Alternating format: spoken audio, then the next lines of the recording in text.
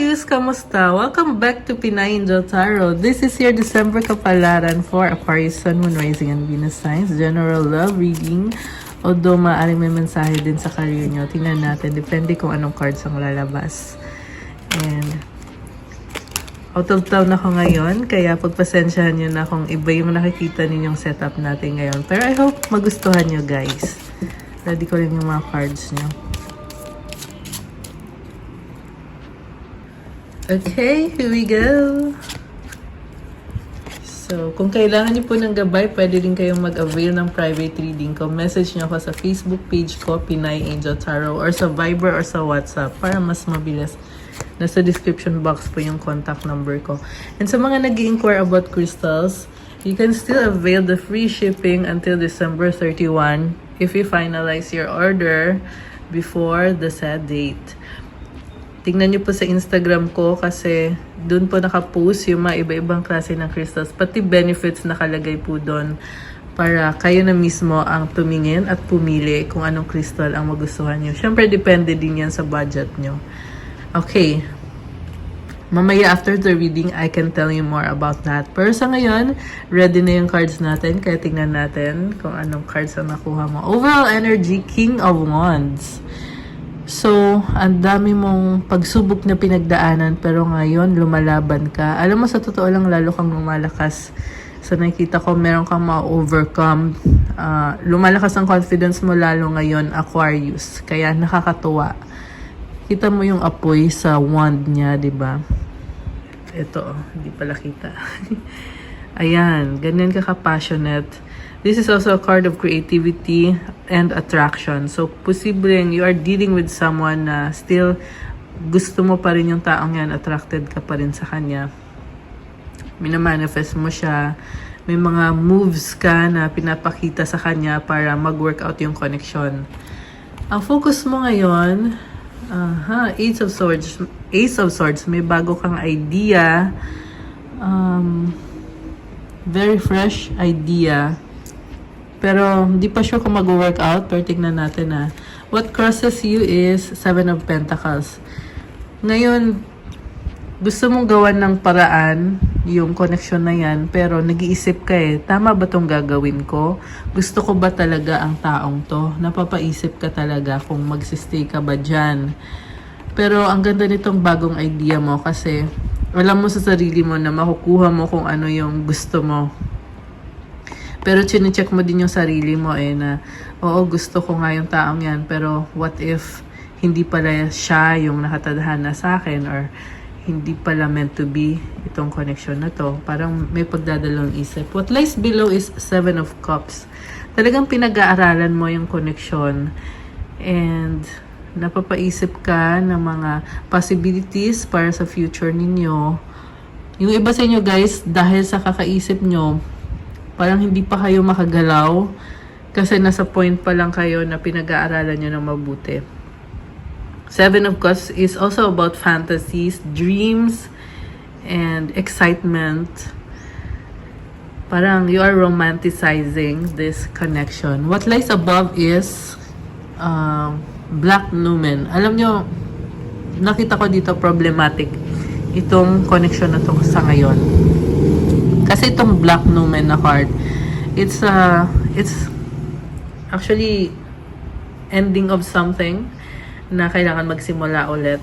Hindi siya magandang card, pero hindi naman ibig sabihin yan na wala ng chance. Siguro ganun nga yung pakiramdam mo na nabibigatan ka, hindi ka makausad. Pero kaya lumabas tong card na to for you to check on yourself kung nasa right path ka pa rin ba? Nasa right track ka ba? Ano bang effort ang kailangan mong gawin para ipagpatuloy kung anong meron kayo ng taong ka-deal mo?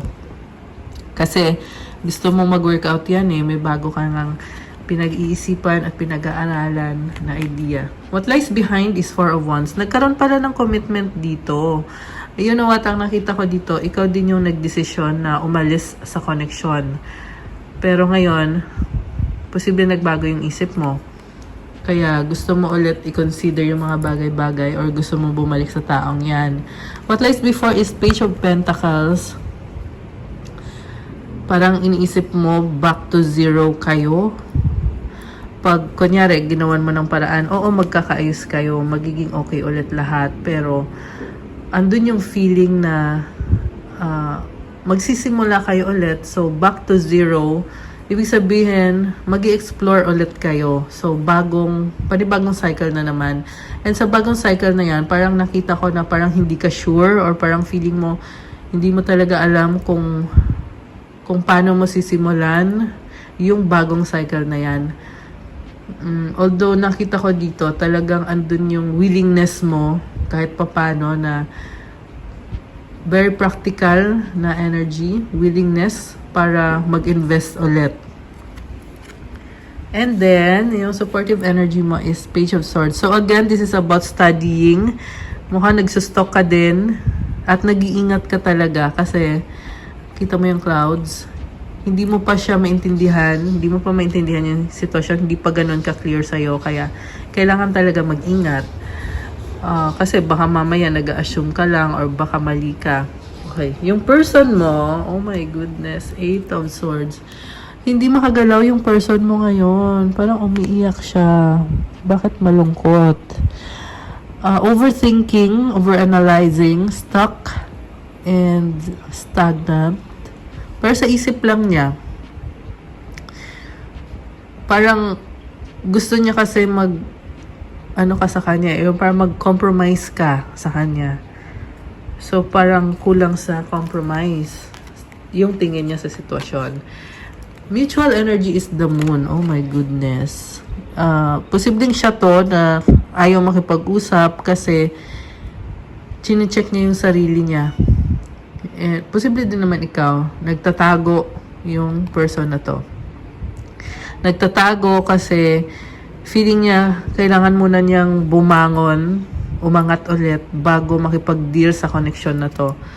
Oh my gosh, the Hanged Man yung outcome. So this is again about reviewing. Meron kang pinaglaban once in your life na ngayon tinitingnan mo, tama ba yung ginawa ko? Tama ba yung mga desisyon ko? Tama bang ipinaglaban ko yung happiness ko? Kasi, yan, dumaan yung tricycle. Tama bang pinaglaban ko to kasi ngayon, bakit kinoconsider ko ulit? Oh, I get it. Parang na-realize mo ngayon na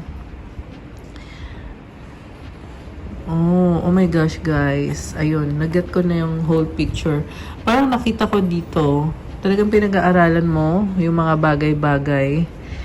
Yung nga lang yung person mo, guys, ito kailangan mong mag-compromise talaga kasi hindi siya papayag basta-basta na lang na papasok ka ulit sa buhay niya na parang wala lang. Hindi ganun kadali para sa kanya. Ibig sabihin, sinasabi niya dito, and nakita ko din sa card mo na parang may guilty feeling ka eh. Ayan. Although roles can be reversed, merong isa sa inyo, merong guilty feeling na nakagawa ng, or tumalikod kasi eh. Ikaw yung tumalikod dito eh. Tapos ito ngayon, hindi ka basta-basta makakabalik. Kasi yung person mo nakatago, may ano din siya eh, may standard siya na kailangan sundin or kailangan dumaan sa process. 'Di ba? Hindi pwedeng basta-basta ka na lang babalik, susulpot, biglaan, tapos parang wala lang nangyari. Parang ganun yung nakikita ko sa person mo. So, mag-clarify tayo, guys. Okay, nag-flip. New beginning, Ace of Cups, Judgment, Five of Pentacles. Grabe, ang intense nito. Sa totoo lang, nakakaloka. Three of Wands. Pero kinuha ko talaga kasi alam ko mensahe na to. So, Ace of Cups, parang realization na nawala sa'yo yung taong yan. Kaya ngayon, sobra kang, hindi ka mapakali kakaisip. Feeling mo naman, ikaw yung naiwan niya. So, posible may ginawa din siyang steps na para iparamdam sa'yo na we're done. Ayan. Kasi feeling mo dito, ikaw yung iniwan niya. Ikaw yung tinalikuran niya. Oh my gosh. So guys, nakita ko dito merong mga luhaan or very intense kasi ng mga emotions dito eh. And ang gusto nyo lang naman is makasama ulit yung taong yan. Kasi nga, feeling mo, ito ka oh, may nawala sa'yo eh. Kita mo siya para siyang nabundol or nadisgrasya. Nakahiga siya eh. Kasi ganun katindi yung pangungulila mo sa kanya. Yung pagkawala niya sa buhay mo. Kaya nga lumabas tong Black Numen na card. And very rare itong card na to. At nasa taas, dito siya sa position na ito. Ibig sabihin, this is a big deal itong mga pinagdadaanan mo ngayon. So, Mercury retrograde pa rin tayo ngayon hanggang January 1. And also, Venus is in Scorpio. So, very intense ng transformation na pinagdadaanan when it comes to your love life. So, clarify natin si King of Wands. Kung bakit hindi pa rin sumusuko si Aquarius. The Emperor, Knight of Pentacles, the Magician. Strength card at the bottom of the deck. Alam mo kasi, sa simula pa lang, minamanifest mo naman talaga yung taong yan eh. Saan siya naman? Sinisipon tayo guys. Okay, minamanifest mo naman talaga siya eh. So, parang wala naman talaga sa isip mo na iwanan siya. Yung nga lang may mga nangyari dito kung bakit tinalikuran mo yung commitment mo sa kanya. And then, ngayon, ang nangyari is nagdesisyon ka. Malaking desisyon. Hindi to basta-bastang desisyon yung pagbabalik mo sa taong yan. Kasi Emperor yung unang card mo dito eh. So, si Emperor, yan yung pinaka-mataas sa lahat ng King, di ba? So, si Emperor, hindi mo basta-basta lang yan mapapagawa ng desisyon kagaya nito. And ang nakita kong desisyon is bumalik at ipaglaban kung ano meron kayo. Pero, nasa point pala ngayon na na-overwhelm ka. Nagugulat ka mismo sa energies na nararamdaman at pinagdadaanan mo. Natin ngayon kung may chance pa ba to sa side ng person mo. Yung aso namin. Yung aso namin kinain yung sapatos ng kapatid ko. Kaya, anyway. Kaya na istorbo ako saglit. Okay. So, yung person mo, 7 of Swords, 10 of Wands, Temperance. Oh my gosh. Alam mo na, overwhelmed din yung person mo. Parang tinatakbuhan ka na lang niya eh. Pero tinatry niya maging patient. Ibig sabihin, hindi pa niya din ito i-let go. Although sa ngayon, nakikita kong ginagawa niya is tinatakbuhan niya. Kita mo tong babae dito, oh. Daming ahas sa katawan niya. So, ganun ka-overwhelming, overpowering. Grabe. Para kayong naglaban talaga, nagtuos talaga kayo ng taong kadil mo. And yung kaninang cards mo, parang may nakita kong galit. Siguro nagalit ka sa kanya. Kita mo si Emperor, oh. Umaapoy din siya eh. May nakita kong galit. Nagkagalit kayo. Okay. Tapos ito ngayon, takbo ng takbo. Parang sinasabi, kailangan ng patience. Take note na roles can be reversed. Posible din naman ikaw to na dahil nga sa galit mo at na-overwhelm ka, tinatakbuhan mo. Yung iba naman, hindi naman galit yung nararamdaman, but yung parang nalulunod ka. Ayan, nakita mo siya, nalulunod siya. Oh. So, overwhelming nga. And ang sabi sa'yo dito, patience, Aquarius. Patience is the key para maayos mo ang sitwasyon na to. Gusto ko i-clarify to eh. 8 of Swords.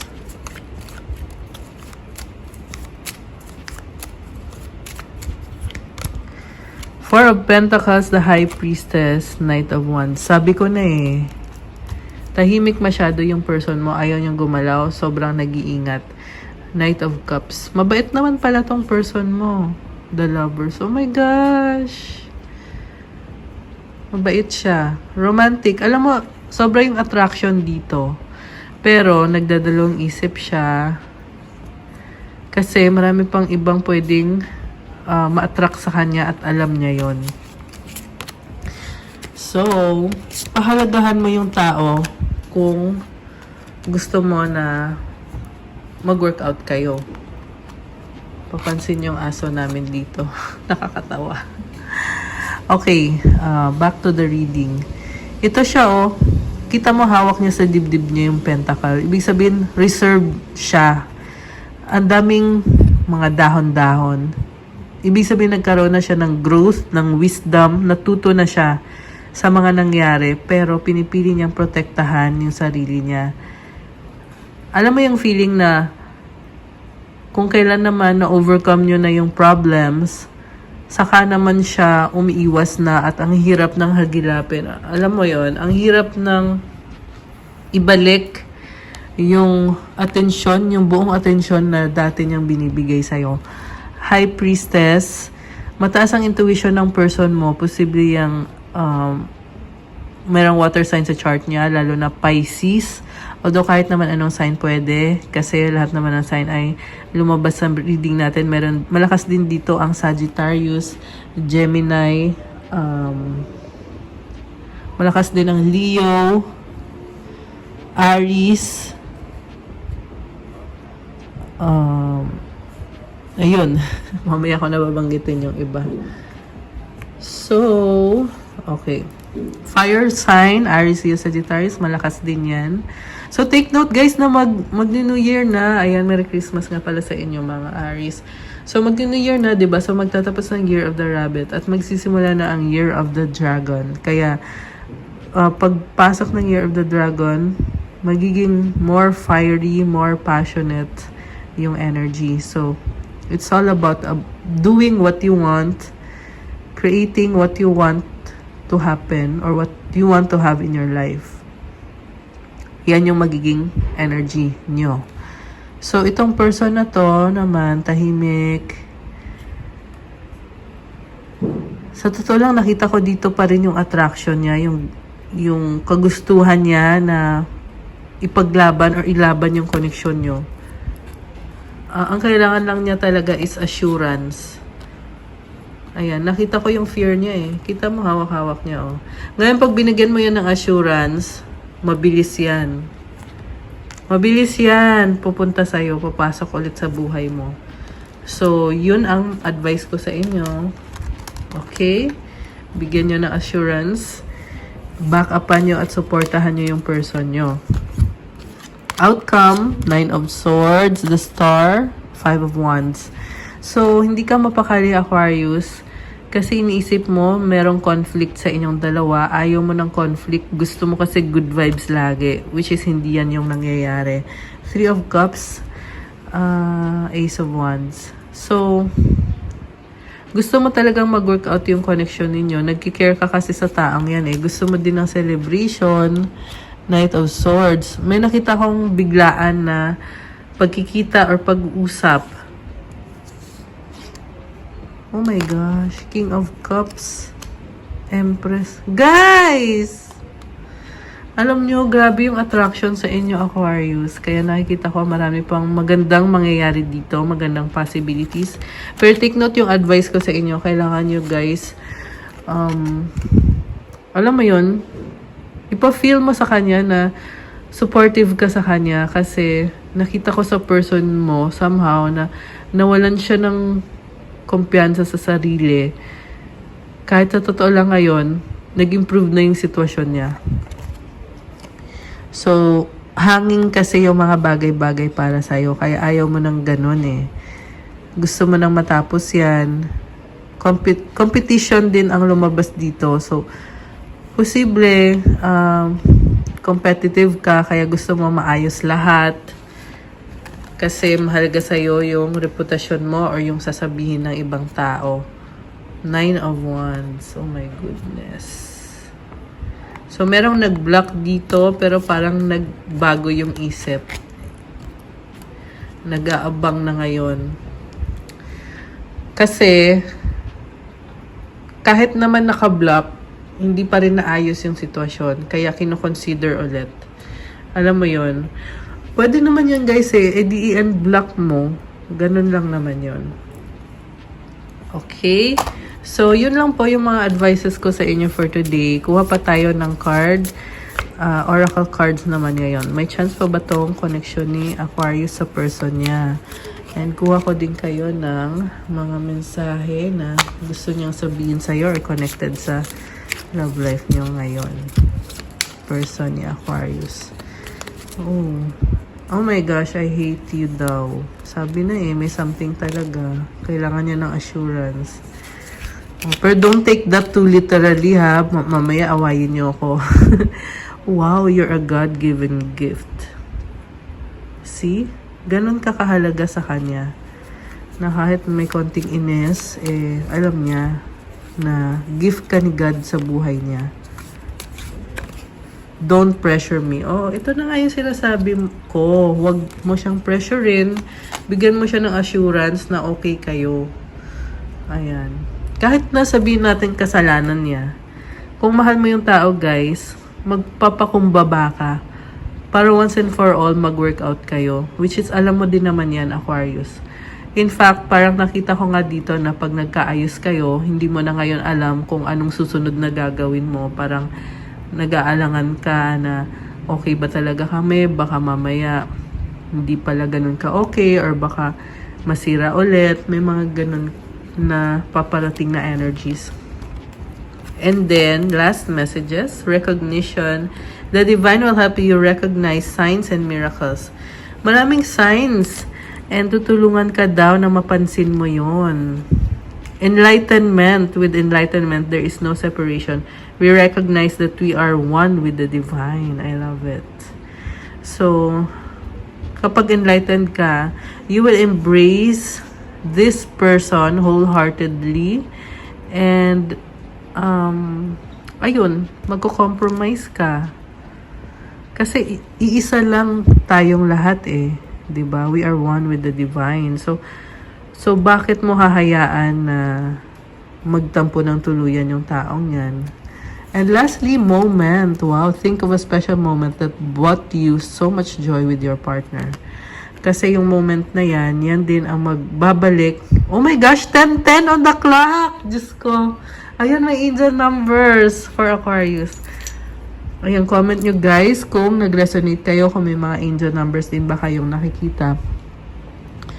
So, kasi naloka ko kasi hindi ko tumitingin sa clock. Pero pag lingon ng mata ko, 10:10 exactly. 10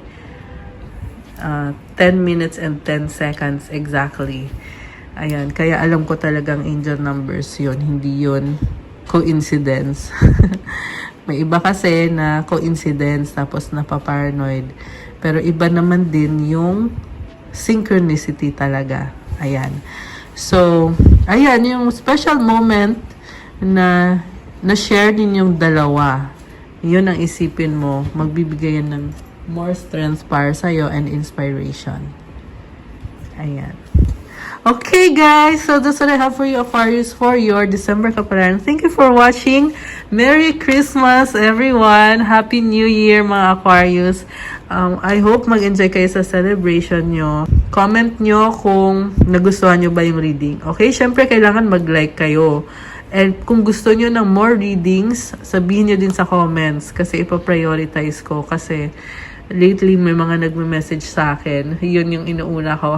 Thank you. I'll see you again soon. Kung kailangan nyo ng gabay, kung nag-resonate kayo at kailangan nyo ng more information, pwede kayong mag-avail ng private reading. May bayad po yun. Message nyo ako sa Facebook page ko, Pinay Angel Tarot, para masend ko yung detalye. Or sa Viber or sa WhatsApp para mas mabilis. Nasa description box yung number ko. And for those interested sa mga crystals, at kung hindi nyo pa alam kung anong crystals ang bagay sa inyo, bisitahin nyo sa Instagram ko. Nakapost lahat doon, pati yung mga detalye. 12:12 on the clock. Ayan, may mga angel numbers na naman. So, parang tinatawag ka talaga. Sa mga sinabi ko, yung sa crystals, mukhang kailangan mo. And i-message nyo ako. Okay? I'll see you again soon. Have a good day. Stay safe. God bless. Oh, yung crystals nga pala, syempre, for love, money, wealth, prosperity, abundance. New beginning kasi mag-new year na. Also, to attract, nasabi ko na, no? To attract money. Nakita ko kasi to eh. Feeling ko kailangan mo ng pyrite. Ayan. And then, for vitality, yan yung pinakamagandang crystal. Sa Year of the Dragon, I have carnelian crystal for that at marami pa pong iba. Thank you, Aquarius. Stay safe and God bless. Love you guys. Bye!